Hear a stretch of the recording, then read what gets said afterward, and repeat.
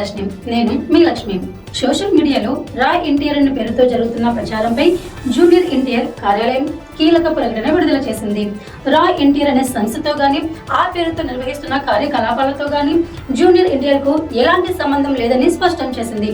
Junior NTR అనే పేరు, photo లేదా ప్రతిష్టను ఉపయోగించి ఎవరైనా చేసే కార్యక్రమాలు లేదా ప్రకటనలు ఆయన అధికారిక అభిప్రాయంగా పరిగణించవద్దని తెలిపింది. అభిమానులు, ప్రజలు సోషల్ మీడియాలో వైరల్ అవుతున్న ప్రచారాన్ని నమ్మకుండా జూనియర్ ఎన్టీఆర్ అధికారిక సోషల్ మీడియా ఖాతాలు లేదా కార్యాలయం నుంచి వచ్చే ప్రకటనలు మాత్రమే విశ్వసించాలని విజ్ఞప్తి చేసింది.